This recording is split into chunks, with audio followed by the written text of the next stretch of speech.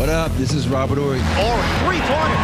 Buries it. You might know me as Big Shot Bob. To Horry for three. Oh, unbelievable. This guy is off the charts. What's going on, Big Shot Bob? Robert Horry from downtown. I know what's going on. Damn conference finals are going on. It is the shoot-around. It's our Friday bonus show. If you ever have a question for us, this is leftover topics and fun stuff we didn't get to on our Big Tuesday show. We're always happy to have you. We're at Big Shot Bob Pod on Instagram, Twitter, Facebook, bigshotbobpod@gmail.com. Our first question this week, Rob, comes from Andy. After seeing this Nuggets Thunder series go to 7 games, I wanted to ask Rob, what's the best team he's been a part of that had to fight through either a 6 or a 7 game series? I heard Shea say that he was nervous going into Game 7 because of the regular season that he had, and did you ever feel nervous going into a Game 7? So he's got a few questions later. So best series that you can remember having to go to 7? It had to be the Portland Trailblazers. The Trailblazers. Okay. Conference finals. We know whoever won that game was going to win the NBA championship. So that one was the toughest. Even though the Knicks in '94 was tough, but Knicks '94 went to 7. Yeah. We went down like that. With that home being down, whatever, like 20 plus points or whatever, doesn't come back to win that game. So that one, I get nervous before every game, and the last time I wasn't nervous was my last couple of games in the league, where I just didn't give a shit no more because I knew I was done. I was retired, and plus I got my first DNP. So when I got that first DNP, the nervousness kind of went out of me. Okay. So I know it sounds weird, but every game I ever played in my life, I've been nervous, except for preseason games. Okay. So. But in like a Game 7 scenario, I would imagine every fan in the stands is probably like freaking out. Yeah. Does you feel that energy kind of carry down? No, because you're so focused on yourself and the team and your game plan. You don't even think about the fans. It's weird. You only think about the fans when you start hearing them roar in the crowd or something goes on. But for the most part, I can only speak for me, but I think most athletes, they're so focused that they block out all the outside noise. And that's the elite athletes. If you can be able to block out the outside noise, the only thing you hear is your teammates and the coaching staff, and that's pretty much it. Now, let me ask you, though, is part of the fact that you were never nervous for a Game 7 because of maybe the amount of success you had? And the only reason I say that is because you got guys like Harden, who I would imagine every time he walks into a Game 7 is like, God, son of a bitch. Okay. You know what I mean? Like, because he just hasn't had that kind of success. No, I would say I was always nervous. I'm nervous before every game. Okay, all right. I guess that's fair. All right. Yeah, Game 7s are just as much nervous. It's about how you calm your nerves down. And so how I calm my nerves down was like we would come into the arena, and then I would literally just go into a dark room and just like try to take a little 10, 15-minute nap to bring me back down. Because once you step into the arena, your emotions get high, your adrenaline starts pumping in, but you have to bring yourself to an even kill. It's so funny. Ron Harper saw me doing this, and he started doing it. So we would do it together. Like we would go into, I know this sounds weird. Okay, go ahead. Harper, so don't say it in Harper. We would cut the lights off, and we would just like almost like meditate to like bring the energy down and get the mind right, and to focus on the task at hand. Okay. Turn the lights down low with Ron Harper. That's the name of this week's episode. Turn the lights down low with Ron Harper. All right. 2 RHs. Next question came from me. Scotty Scheffler continues to show that he's just the damn best golfer on the planet. He won the 2025 PGA Championship this past weekend. When he was asked where he's going to put the Wanamaker Trophy at home to display it, he said he's going to go, quote, where all my crap goes. Like, dude's got the Wanamaker Trophy. It just goes where all his crap goes. So my question is, where's all your crap, Rob?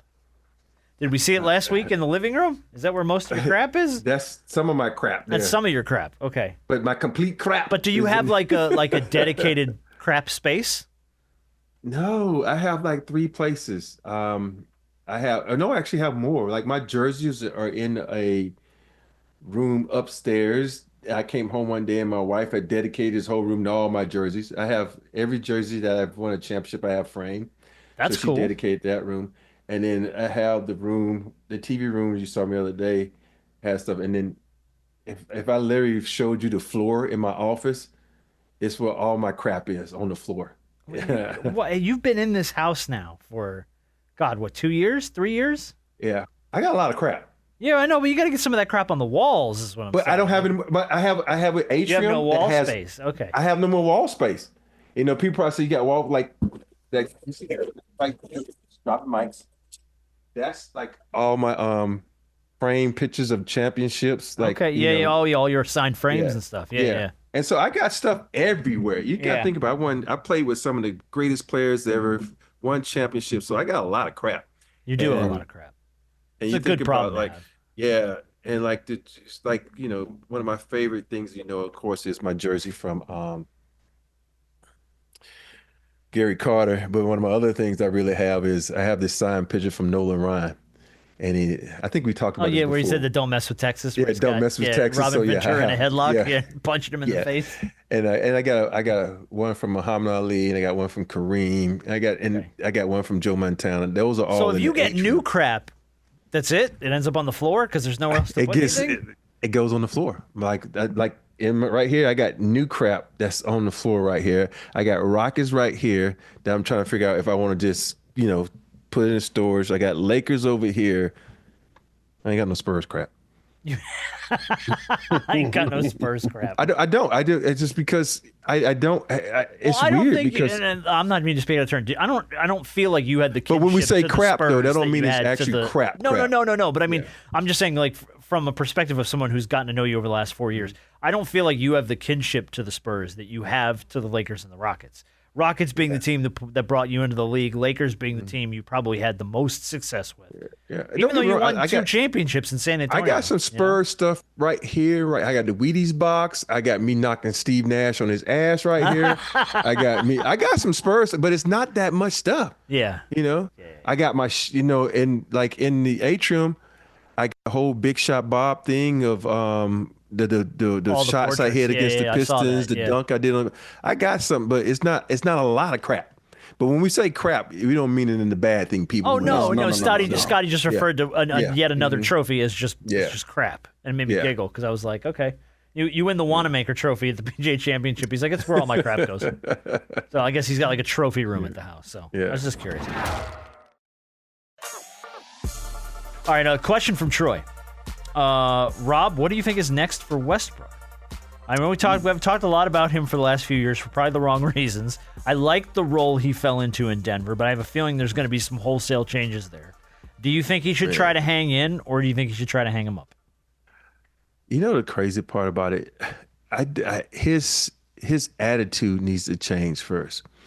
Westbrook reminds me of AI in the sense where you still think you got it when you don't, but you could be a really good mentor, a really good situational player, and understand who you are as an individual. And for me, you think about his tenacity, the way he plays. He had more triple doubles this year than 9/10 of the league. Yeah. And so I still think he has a great opportunity to provide some energy and some sparks to the team. But I think right now Denver probably be his best bet to stay there because he's developed a type of situation with that team, and don't try to go somewhere else because it's always hard to develop a type of relationship with other players, other teams, and it's just stay where you are. Also, it's going to depend on who Denver gets as a coach too. So true. Harp, you think Westbrook still has some game left in him? Yeah, he's still got some game left in him. He's not the number one option anymore. No, and that's a part of the question too that I thought was actually good was he's kind of adapted to that role in Denver. And that's got to be hard for a guy like him. I mean, yeah, I think he's adapting in the role that I eventually think somebody like James Harden is going to have to do. KD's not there yet because I still think he's just a formidable talent. But I think eventually any superstar that was once at the peak of their game eventually has to come to terms with the fact that, hey, I'm not the number one guy anymore. But it doesn't mean that my expertise and my skill set can't still go and help a team that's on the cusp of winning a title, help them to do that. So I think you just got to come to that reality mentally, and that's the toughest part because you can still play, but it's realizing that dang, man, I'm not the man anymore. Because a lot of these guys are Hall of Famers. And to know that you'll probably be a Hall of Famer one day and you're not the man, it's kind of a tough thing to get over. But that's that ego that you got to kind of get through in order to help a team, get to a title. Because to be honest, he ain't got no title either. No. So you're really getting something. Yeah. Right. You're wanting what they want. You know what I'm saying? But it's kind of helping him being in Denver helps him more than him being there helps them because Jokic has won a title. Yeah. So and Westbrook is still looking for his first. So bringing that expertise there and being able to win your first title to solidify your career, I think Denver may be the best place for him. Okay. Question from Sean to the whole show. There's been a lot of talk about Jalen Brunson becoming a, quote, top 5 Knick of all time. I'm not there yet. You guys? No. You're talking about a storied franchise, too. Yeah, exactly. Like, you want to say top 5 all time. Now, I will say this. One, he's not been there long enough. True. 2, but I do think if he wins a title, it does maybe make it a that conversation? little more. Now, I think from a standpoint of him longevity, he still has to get the longevity underneath him. But the fact that he was able to accomplish what a lot of those greats could not, hey, I mean, we might have to chit-chat a little bit. But I think the only way he's in that conversation is if he gets it done. Yeah. If they win a title and he's a big part of the reason, okay. Yeah. I'm willing to entertain I still think he needs thought. about 4 more years there before he becomes a great. True, but the time that all those other greats, Carmelo, Patrick, Bernard so King, Wes Unseld, all those guys, they put in time. Just because you come in and score, a lot of points your first 3 years there, that don't, no. But if he went, I will say this, what conversation then needs to be had if he, not only him winning a title, but he's the main catalyst that helped get you there. He's not just a guy. He is the guy and the leader of that team. So what happens if he captures a title for the Knicks? None. He just won a title. Titles don't mean everything. That's like saying Charles Barkley was one of the worst players ever played this game. No. I'm not talking about. I know what you're saying, but it does, just because he won a title with the Knicks, don't make him one of the best, top 5 players in the Knicks history, though.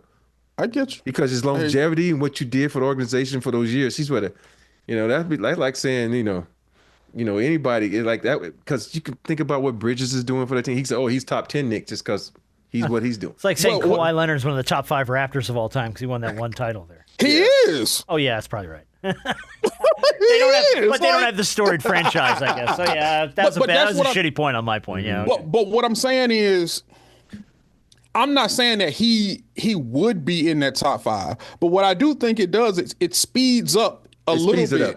It speeds it up quite a bit. Right. You don't have to do 10 years to be in the conversation at that point because you've already gotten the job done. Yeah. Because you got to talk about a city as crazy as New York and how much they've been yearning. You see how crazy they're going for the fact that they're in the Eastern Conference Finals. Imagine them winning a damn NBA title. Jalen Brunson is going to. In their minds, he is a god. To bring a title back to New York City? Yeah. Big time. Oh, man. Yeah. And you're right, though. I think it speeds up the conversation a lot. And like I said, he's not just a guy. No disrespect to Josh Hart. No disrespect to anybody else there. But Jalen Brunson being your point guard and being, kind of the main catalyst in that sense of kind of getting this thing going. New York has a history of loving their point guards. Mm-hmm. So, or loving just their guards in general.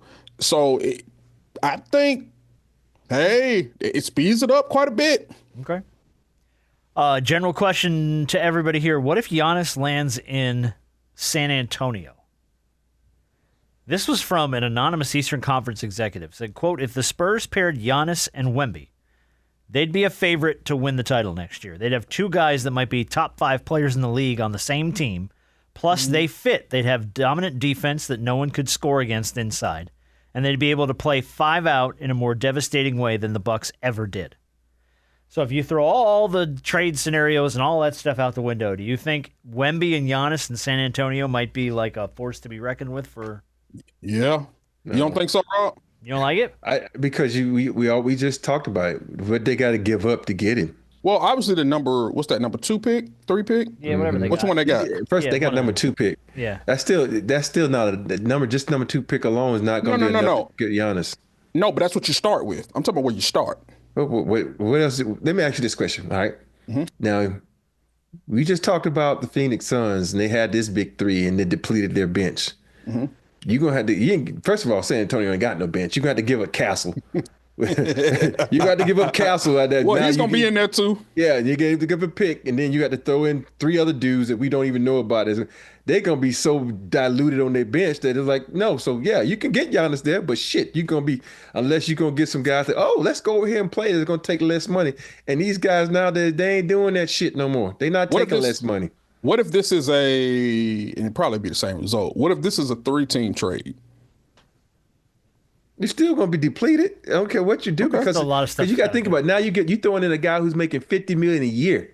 That's a lot. Yeah, that's a lot. So yeah, I don't know what other draft picks and capital that the Spurs have, because I haven't looked at all that they have. I don't know. I know that the Spurs were one of the teams that was heavily talked about if Giannis wanted to be moved. That could be a potential team that he could go to. But boy, you talk about Block City. I was gonna, just the idea of the two of them. The new Twin Towers? Yeah. It's just, I don't know. Like you said, Rob, though, what do you put around them? Yeah. Because 2 guys are great, but 2 guys aren't the team. So, who knows? That's an opportunity. Yeah. All right, last thing. We'll wrap up shoot-around this week. And if you ever have a question, by the way, for the shoot-around, any of this nonsense, like I said, at Big Shot Bob Pod, all over the place. I'm gonna leave us on a note. Selma Hayek. Have you seen her on the cover of the swimsuit issue? She is 58 years old. Well, I saw her in Dusk Till Dawn. Oh, well, yeah. Everybody's seen her in Dusk Till Dawn. Hey, but did you see her in Frida, though? Oh, yeah. She's naked in Frida. Put a Google on that. And the bad part about that is I had to sit next to her while I looked at her and saw her naked, and I'm like, oh, shit. I'm with my wife. I am not looking at this. I was distracted looking over here for some reason. Actually, I wasn't next to my wife at the time. I don't know. All right, so my question is, 58-year-old Selma Hayek, I mean, just as beautiful as she was 20, 30 years ago. Other women that are just like, man, she doesn't seem to age. And it's not an insult to any other women, but there are some women like Selma Hayek where you're like, I can think of one immediately. Sofia Vergara. Like, Sofia Vergara today looks as good as anything I've ever seen from her at any point in her life. And that floors me that some of these women can age like that. Because that's amazing. Like, she looks incredible. Yeah. Like Halle Berry. Halle Berry's up there, but Halle Berry has lost a little off her fastball now. So she went from 105 fastball to 100. Yeah. No, I mean, Harp saying she's not a closer, but we're going to call her in on the bullpen. and I think as beautiful as Halle Berry was and is, it got to a point for me where it became a little overrated. I don't know when Halle that Berry, was. if you're listening, I'm not saying this. Brandon Harper is saying this. I'm not saying she's not a gorgeous woman. She might be listening. We pumped the lube last week in the shoot around, so we might have gotten a plug listen out of it. You know what I mean? See, I like I think Nia Long is still beautiful. Oh, that's a good one. Yeah. That's a really good one. How old is Nia Long? She should be in her 50s. I think she's in her late 40s, early 50s, I believe. Yeah. And that's me talking out of my ass, but I think that's right. Like her, Sanaya Lathan. Nia Long's a good one. Megan Good is one for me. You know who I used to have the biggest crush on? Who's that? Who is that? Jane Seymour. I always think she still looks good at her age. She does. She really does. You know who still looks really good too? And I saw her recently, and I don't know why I just thought this. Christy Brinkley. Yes. She still looks incredible. And it's like, damn, she's got to be late 60s, maybe early 70s at this point. She still And looks I amazing. will mention one more person, but she's my neighbor, and my son is friends with their kids, so I don't want to say because I go over there and they hear the podcast, they may look at me like crazy. Oh, Angela Bassett. Oh no, that's a wait a good minute. one. Wait. That's a good one. Wait. Angela Bassett lives near you? Yeah. Uh-huh. She knows she listens to the podcast? I don't know if she listens to the podcast. Probably not, because she's always busy. I was gonna No, say, but I Angela thought you Bassett said don't listen to this shit. you know somebody who listens My to... Christian, I say I don't know if she listened to the podcast because Christian is good friends with their kids, and so Okay. Hold on. But that's wait a good. But that's a minute. good one though, Angela Bassett. That's a good. One. Wait a minute. Time out. Let's slow down. Harp's reevaluating his life decisions. Yeah. The Angela Bassett. So I never told you the Christian story about. So get this. So Clearly Christian, not. Christian goes to Harvard Westlake. So we drop him off at the bus stop. I'm gonna go real fast. That's okay. Take your And time. so we like, did you make any friends on the bus? He's like, I met this one guy named Slater. So it goes on. So after 3 or 4 weeks, we're like, oh yeah, me and Slater are cool. And Slater's mom is in the entertainment business too. I'm like, oh, she is? Like, what'd she do? He says, I think she was the mom in Black Panther. I'm like, wait a minute. You mean Slater's mom is Angela Bassett? He's like, yeah, that's her. I said, man, give me your black card. Man, you know who Angela Bassett is?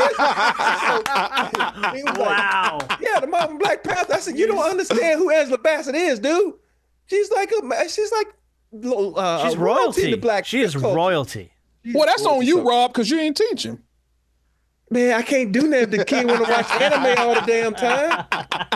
Back then, he was an anime guy. Now, the Christian now, who's like, he's with it now. He knows who Angela Bassett is. So yeah. Wait a minute. So, I mean, but you've met her, right? I've only met Courtney, her husband. Okay. Oh, yeah, because Courtney B. Vance, because he's an actor. He is. Yeah. Very good actor. He played in, was that The Preacher's Wife he played in? I think that's right. Yeah, he was the husband. I mean, he was He's the been preacher. in tons of Yeah. stuff. He's been in a lot of stuff. Yeah. When you divulge these type of stories about these type of people and they live this close, they do need to know that you have a platform, and we would love to have them on. All right, I asked Courtney. Because this isn't just a sports platform. This is also an entertainment platform. I And asked Courtney. yeah, when you ask Courtney, Vance, Yeah. man. He's been and in so then much tell good him to tell Miss Bassett, To stick her head in. just to drop in. or pull up a chair next to him. So speaking of, this is a funny story since we're on this topic. I was doing a show with Steadman. So we doing a podcast. with Oprah Steadman? Yeah. So we doing a podcast with Steadman. He's in the kitchen talking. Oh, you're All of a sudden one degree from Oprah. Holy shit, dude. So the door opens and Oprah walks in and she's like, come "Baby, I'm on a podcast." She's like, "Okay," and walks right by. I'm like, "Yo, man." Wow. So did you get any quality FaceTime with Oprah? Yes. But I don't know Steadman. I was doing it. He was. Oh, we lost your audio. What happened? I said no. Steadman was just one of the people that were in the. This is during COVID, and it was. So it was the Zoom to do. Yeah, one of the all Zooms. right, Yeah. all right, all right, all right. So So you weren't in the room with Oprah. You didn't- No, we were all doing a Zoom, and she walked in the back door, and I'm like, oh, well, shit, that's Oprah, just walking in all casual walk- shit with some fucking flops on. She don't care. She's basically the queen of the world. She don't give a shit.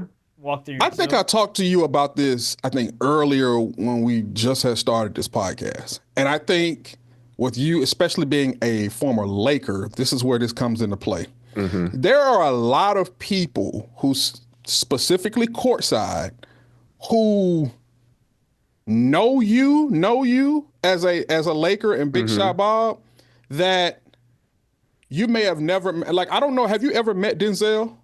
Yeah. I don't have. I've met Denzel. I've met a lot of people, but every you now have and a then you come in contact. with a story that you hung out with Dave Chappelle, and we're like, oh my god. But see, it's one of those things where it's kind of like. But here's the thing is, I don't want you to think I don't ask people. I ask people all the time. No, I know. I get back to you. Yeah, we know. And And then I ask 2 times, and then I'm like, I'm a 2-strike guy. I'm not a 3-strike here's the thing guy. too, and No, I this feel is just it. Podcasting is just such a commonplace thing nowadays that it's like if they say yes to you, they're going to get inundated with 100 other people going, well, you did Robert Horry's podcast, you're going to try my fucking podcast? It's going to be like that. So I get But it. it is dope to see people like that who have millions of fans. How they're like big fans of you. Like, bro, I was courtside when you did this. Well, that was Chappelle. That was the story about Chappelle. Chappelle was Yeah. like floored to meet you, and it's like, bro, it's Chappelle. What are you talking about? I'm like, dude, I'm thinking about put your hands on Oodles. Yeah. Is Wayne Brady gonna have to choke a bitch? I mean, that's, you know what I mean? Like, that's Chappelle, man. Yeah, that purple and gold is something Yeah, it carries some weight, dude. powerful. It carries a lot of weight, man. You just think about even when you go to the games now and you're back in the Delta Lounge and you get to meet people. Like the last time I was in the Delta Lounge, I was like this. Do I say something? Do I not say something? Who was it? I'm not going to say because you guys No, going to say it. No. No, just say it. We We promise. I'm We just promise you curious won't to know say who it it. was. We promise. I'm not going to say. No, come on. Don't All right, do I'm that. going to give y'all a hint. He's Okay. a really popular singer. He has a beautiful Asian wife, and he plays the piano very well. John Legend. John Legend. There you Okay. go. Oh, okay. That's awesome. Mr. Did you Ordinary get to People. talk to him at least? Yeah, I went over and say, yo, man, I just want to say, and he was talking to me. I said, you know, I was like a fan. I was like, I know you don't remember, but and I met you one time in DC. Your brother introduced me. So how's your brother doing? He's, oh yeah, I remember that, man. I was like, stop lying, you don't remember that. Yeah. And then he introduced me to his wife and his kids. So it was really nice. That's cool. Is he a No, Laker I've heard- fan? I don't know. He was Okay. he was rooting for the Lakers at that time. So I guess Okay. when you're sitting courtside, I've heard you he's have cool to- as shit, though. Oh, I've he heard was John really is cool. very Yeah. cool. Yeah. Mhm. Okay. That's what's up, man. Like, And See, that's I fun. told him, and I told him that I said my wife tried to when you were selling your house, you know, we went. My wife like, yeah, let's buy his house. I'm like, oh hell no. He said, I said, no, that's out of my budget right there. See, that's the thing. Though. I don't want you to never share these stories because we're gonna give you shit about getting them on the podcast. We're gonna always give you shit about getting people on the I podcast. know, that's That's funny. never gonna change because Yeah. we're selfish. We want to share the opportunity. You know what I mean, for ourselves. But Yeah. no, always bring that stuff to the show. That's awesome, man. But he was really nice. His That's wife cool as was hell. very nice. It was cool. It was cool people. dang, that's dope. I can't believe I never told y'all my Selma Hayek story though. I never told y'all that story. So back when I had Man, just we are hit just. that- I'm glad I brought the Selma Hayek thing up. It has opened a floodgate of stories from you. I had just hit that shot in the corner to beat the Portland Trailblazers, right? Okay. And so we got back. I was at the gas station, and my phone rings, and I'm like, "Who the fuck is this? I don't know." I never pick up, and something says pick it up. So I picked the phone up, and they were like talking to me. I'm like, "Who the fuck is this?" And then she was like, "This is Selma Hayek." I'm like, "Quit bullshit. Who the fuck is this?" No. This is Selma. And she starts talking to me. I'm like, oh, shit, you should see me at the gap. I'm like, damn it. Oh, Selma, how you calling me? I'm like, so what's up, girl? You know, so, and then she was like, yeah, you know, when you hit that shot, I was just screaming. And then I'm like, she trying to holler at her brother, right? Oh. Okay. Hold on. Edward wants to talk to him. Like, man, I don't want to talk to Edward Norton. And so that's when she was dating Edward Norton. Edward Norton gets on the phone. Wow. He was like, "Oh man, we were so excited. We got to hang out. You know, let's do something." I'm like, "Okay, cool, man. Just, you know, he might got my number now. Hang out." And so then she gets back on the phone. She said, "Oh, I have a premiere to a movie. I want you to come and be my guest." I'm like, "Okay, what movie?" She said, "It's Frida." I don't know anything about Mexican culture, so it's Frida. This is the Frida. Okay. Yeah. So I go to the premiere with me and my boy Ron Finley, Gangsta Gardner. And so we talk, and then she runs up to me in a pink dress with the slit up side. I remember exactly what she had on, like one of my favorite dresses. And she hugs me and says, "I'm so glad you came." She's sitting there hugging me in front of everybody. I'm like, okay, I like her. She says, "You must sit next to me." And then I'm sitting next to her, and all of a sudden we watch the movie and everything go in the movie. She got the leg out, and she's butt naked on the screen. She got the leg out. I'm like, oh Lord, this is the worst. Look, you So just got to keep. So you're watching Selma Hayek this is the worst naked, place to be. sitting next to Selma Hayek. What is life? Watching her premiere, she's sitting next to me and she's on the big screen and she's naked on the screen. I'm like, Lord have mercy. I'm glad I got some type of self-control. I think of Janet Jackson, control. Holy crap!